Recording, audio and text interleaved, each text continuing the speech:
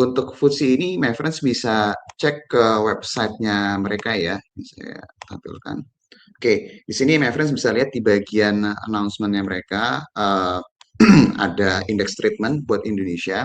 Jadi kalau misalnya kita klik ke dokumennya, di sini disebutkan bahwa kalau my friends perhatiin dari apa yang diberikan statement dari sisi FTSE, di sini dijelaskan bahwa mereka ini melihat dari pengumuman-pengumuman dan koordinasi ya kalau kita boleh bilang ya dengan pihak regulator, dengan pihak OJK, mereka melihat bahwa keadaan saat ini mereka harus melakukan postpone untuk indeks review untuk Indonesia ya. Jadi kalau misalnya my friends tanya indeks review ini dipospon, impact-nya seperti apa?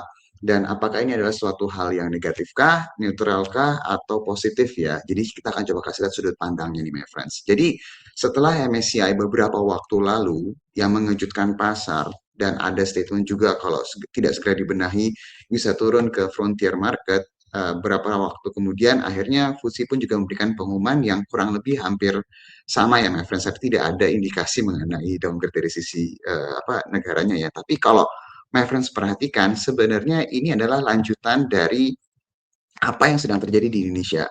Nah, kalau dilihat dari keadaan saat ini, my friends bisa lihat bahwa komunikasi antara pihak regulator dengan juga pihak FTSE ini sudah berjalan nih. Jadi kalau misalnya ingat beberapa waktu lalu ketika kita update terkait dengan MSCI, di situ disebutkan juga bahwa pihak regulator juga lagi komunikasi dengan pihak FTSE. Jadi ini untuk menghindari hal-hal yang memang di luar ekspektasi pasar seperti kejadian waktu dengan MSCI ini.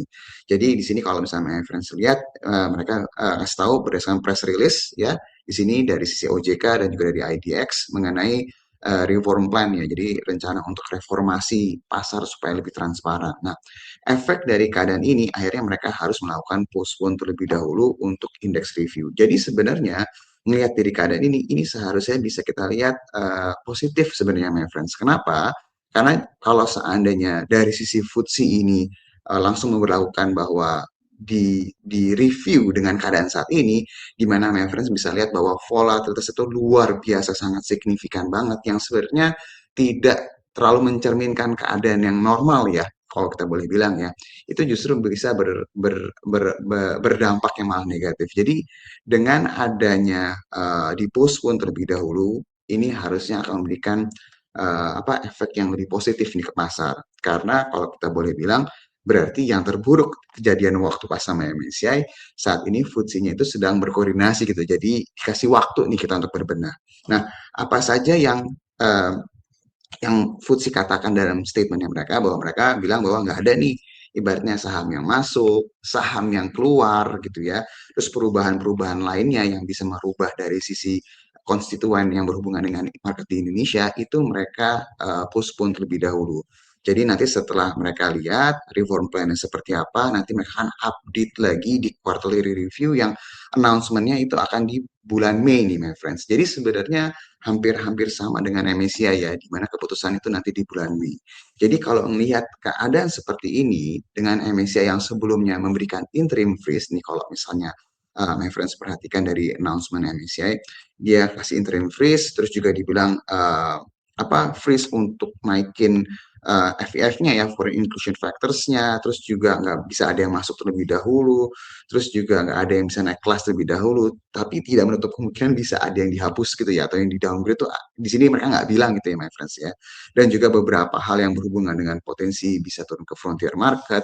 Di sini kalau misalnya my friends lihat, FTSE ini lebih lebih uh, bisa dikatakan seperti sudah mendapatkan koordinasi yang baik gitu ya, karena di sini lebih dibilang bahwa nggak ada yang masuk juga nggak ada yang keluar ya, dan mereka akan melihat reviewnya ini, reform plan seperti apa, dan mereka akan umumkan lagi nanti di bulan Mei. Jadi sebenarnya kita dikasih waktu berbenah ya sampai bulan Mei, baik itu MSCI dan juga FTSE.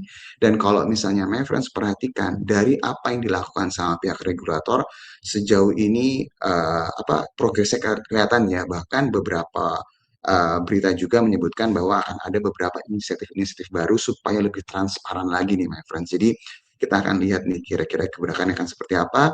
Dan kalau melihat berita seperti ini, ekspektasinya, baik lagi ekspektasinya volatilitas yang terjadi waktu MSCI kasih tahu interim freeze itu tidak terjadi seharusnya, dan juga volatilitas yang terjadi ketika Moody's menurunkan rating kita di downgrade dari stable menjadi negatif seharusnya juga tidak terjadi nih. Ini harusnya lebih ke arah neutral, ke arah positif.